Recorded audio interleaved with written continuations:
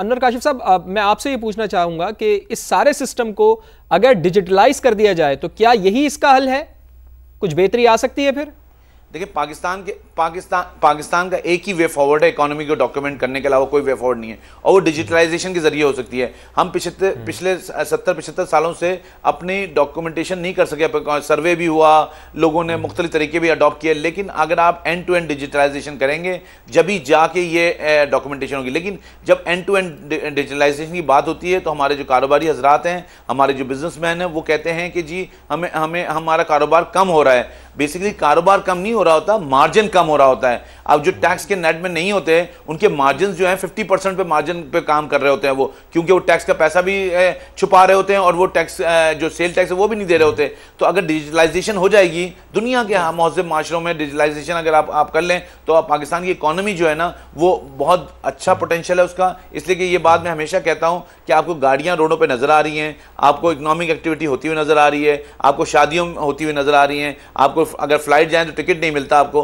तो economic activity हो रही है, ट्रिकल डाउन इफेक्ट क्यों नहीं आ रहा? वो सारा का सारा बोझ जो है सबसे ज्यादा जो सैलरी क्लास पे चला जाता है, बिकॉज वो लोग सबसे ऑर्गेनाइज सेक्टर हैं। उनका एम्प्लॉयर जब उनको सैलरी देता है तो पहले सैलरी का चेक नहीं था, पहले टैक्स का टैक्स जमा कराता है। तो ये जो चीज है ना, ये हर एक के लिए होनी चाहिए। ये उस ट्रेडर के लिए भी नहीं होनी चाहिए, उस जो बिल्डर के लोग हैं उनके लिए भी होनी चाहिए, जो एग्रीकल्चर है उनके लिए भी होनी चाहिए, हर एक के लिए होनी चाहिए। सबको अपनी आमदनी के मुताबिक टैक्स देना चाहिए और किसी भी आमदनी पे एग्जेम्पशन नहीं होनी चाहिए।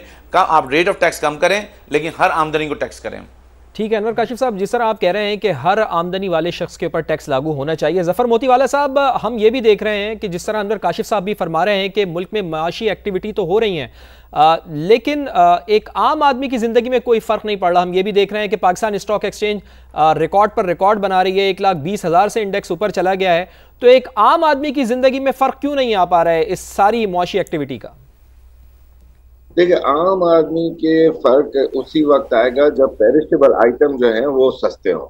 यानी उनके लिए सबसे बड़ी बात है कि वो पेरिशेबल खाने पीने की चीजें सस्ती हो, इलेक्ट्रिसिटी सस्ती हो, एनर्जी का गैस सस्ता हो, अपना पेट्रोल सस्ता हो, तो उनके लिए उससे बेनिफिट्स बहुत बड़े समझे जाएंगे।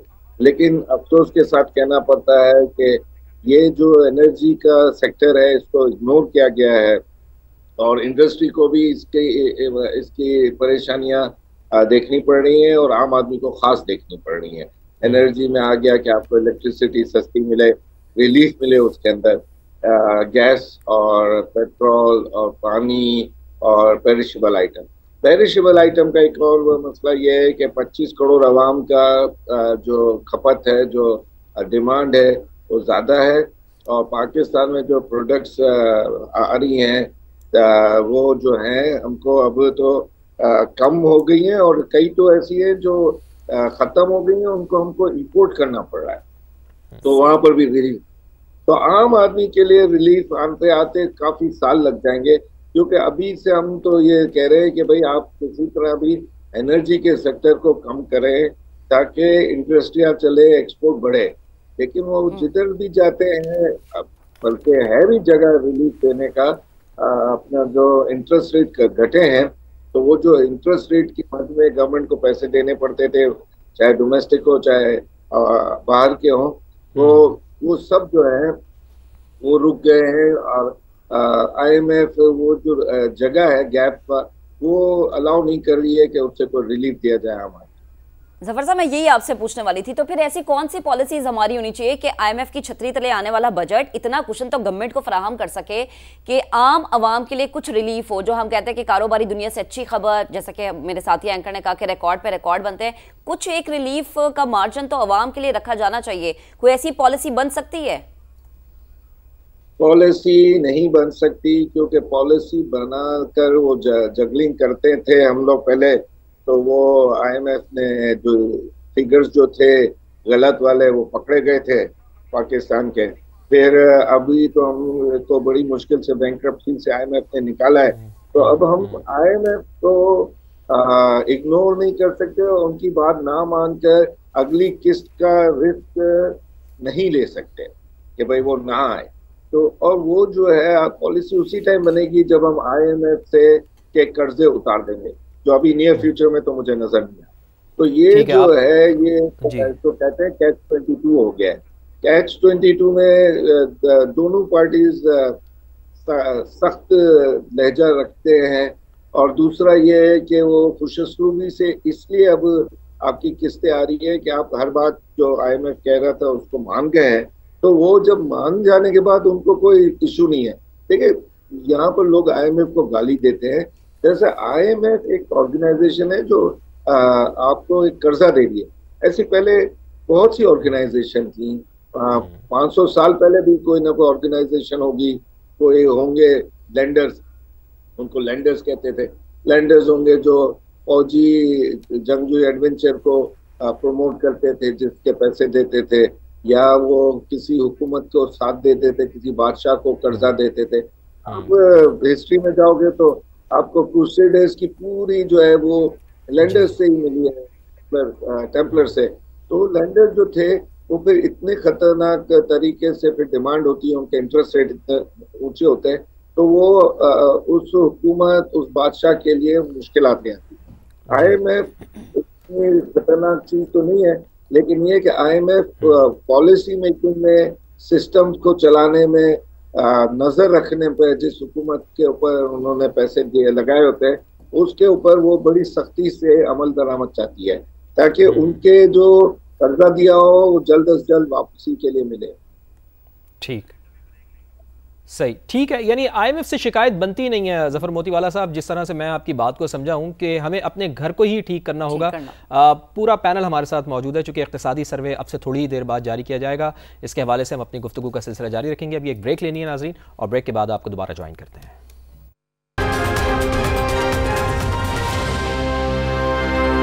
हमारा पैनल हमारे साथ मौजूद है। इक्तिसादी सर्वे अब से कुछ ही देर बाद जारी किया जाएगा और हुकूमत की मौशी रिपोर्ट भी बिल्कुल तैयार है, बस हुकूमत इसको आपके सामने रखेगी कि उसने क्या अचीव किया है और क्या खोया है। तो इसी पर बात करते हैं। आदिल इकबाल साहब, बानी रुकन सैलरी एसोसिएशन, हमें ज्वाइन कर चुके हैं।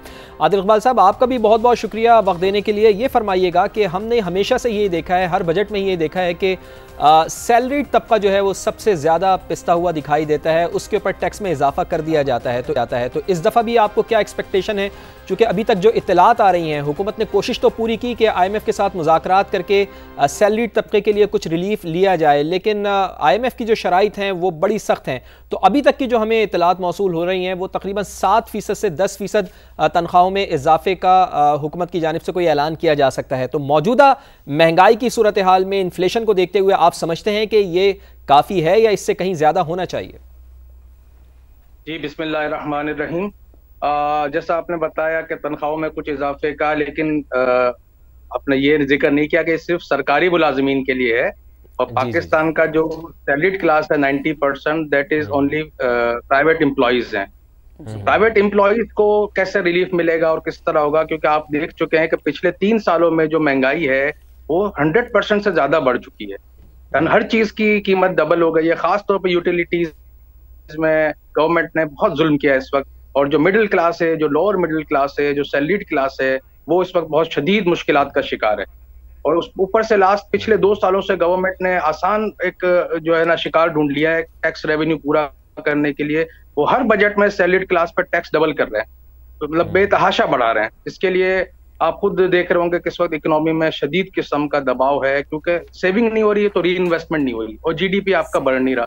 तो हुकूमत को सोचना पड़ेगा कि सिर्फ टैक्स बढ़ाने से मसला नहीं होगा, उनको हुकूमत को दूसरे रास्ते ढूंढने पड़ेंगे, उनको कुछ मुश्किल काम करने पड़ेंगे। बहुत सारे सेक्टर्स हैं जिन पे कोई टैक्स नहीं लिया जा रहा, जैसे आपको भी पता है, होलसेलर्स हैं, रिटेलर्स हैं, एग्रीकल्चर हैं।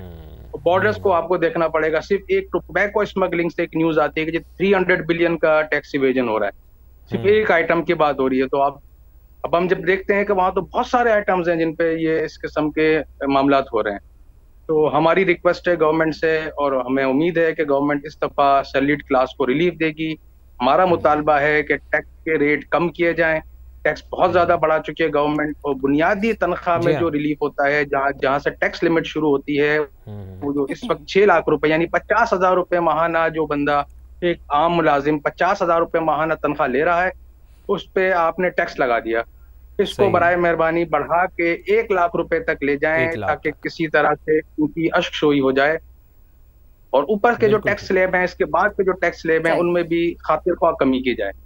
सही, ठीक है आदिल साहब, उम्मीद है कि हुकूमत आपका ये मुतालबा सुन लेगी, क्योंकि जितना भी सैलरीड क्लास तबका है वो इस चीज़ से मुतासर होता तो हमें नजर आता है। बारखान साहब, आपकी जानी बातें हैं। अब से पहले आप ये कह रहे थे कि बहुत सारे लोग ऐसे हैं, न्यू कमर्स स्पेशली, जो कि इस चीज़ को प्रेफर करते हैं कि हम फ्रीलांसर्स की तरफ जाएं बजाय इसके कि आईटी सेक्टर को हम ज्वाइन करें। आईटी का जो सेक्टर है एक बहुत बड़ा सेक्टर है और इससे गवर्नमेंट की इकोनॉमी को ग्रोथ मिलने में भी काफ़ी ज़्यादा मदद मिलती है, लेकिन जब एक ख़ास तबका फ्रीलांसर्स की तरफ चला जाता है और इस सेक्टर को खुदा हाफिज कह देता है या बैरून मुल्क चला जाता है, तो आपकी इकोनॉमी को किस हद तक नुकसान पहुँचता है? इसमें इकोनॉमी के पॉइंट ऑफ व्यू से सबसे पहला तो नुकसान ये पहुंचता है कि जो लोग मुल्क से बाहर चले जाते हैं उनका टैलेंट आपको अनअवेलेबल हो जाता है। और गवर्नमेंट डेफिनेटली इकोनॉमी के पॉइंट ऑफ व्यू से जितनी टैक्स कलेक्शन कर रही होती है जीएसटी के जरिए, प्रॉपर्टी की सेल परचेज पे, वो सारी कलेक्शन रुक जाती है। वो टैलेंट बाहर जाने से आप डेफिनेटली अभी जो मुल्क दुनिया में तरक्की कर रहे हैं वो सब के सब जानते हैं कि हम आईटी टैलेंट को अट्रैक्ट करके रखेंगे, उसके लिए वो डिफरेंट बेनिफिट्स भी दे रहे हैं, वीजा एक्सेस दे रहे हैं। स्पेन जैसे मुल्क आपको आपके डिजिटल नोमैड एक वीजा है जो दे रही है, आपके दुबई डिजिटल गोल्डन वीजा दे रहा है और वीजा दे रहे हैं जो कि आपको, वो बेसिकली चाह रहे हैं कि टैलेंट हमारे पास आए। सऊदीया जैसा मुल्क जो कि इस वक्त डिजिटल इकोनॉमी पर बहुत ज्यादा काम कर रहा है, वो इस वक्त वो जानता है कि अगर हम इंडस्ट्रियल आईटी वर्कर को अट्रैक्ट नहीं कर सके तो हम अपने रिसर्च, अपने एआई के गोल्स वो हम मीट नहीं कर पाएंगे। अगर तो आपका वो गोल नहीं है कि आप उन गोल्स को मीट करना चाहते हैं, फिर तो ये सब ठीक है। लेकिन क्योंकि आप एक क्राइसिस मैनेज्ड इकोनॉमी है जो कि एक आईएमएफ ड्रिवन बजट पे चलती है, तो आप फिर इन सारी चीजों की प्लानिंग नहीं कर सकते और ये चीजें आपके लॉस प्रायोरिटी है।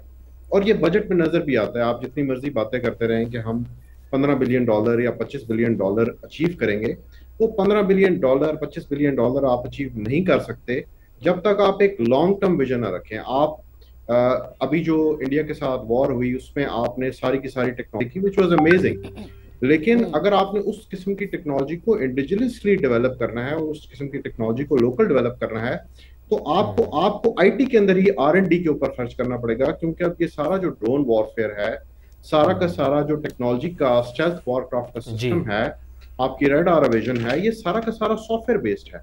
तो अगर आप अपनी सॉफ्टवेयर इंडस्ट्री को डेवलप नहीं करेंगे और लोग इसी तरह मुल्क छोड़ के जाते रहेंगे, तो आप फिर ये सारा का सारा वर्क कैसे करेंगे? और ये कंपनीज नहीं बिल्कुल बिल्कुल आपकी बात दुरुस्त है। और मैं चाहूंगा कि बारखान सही साहब जब अगली दफा आपकी तरफ आएं तो फिर आप इसके ऊपर भी रोशनी डालिएगा कि हुकूमत इस सिलसिले में आपको क्या सहूलियात दे रही है।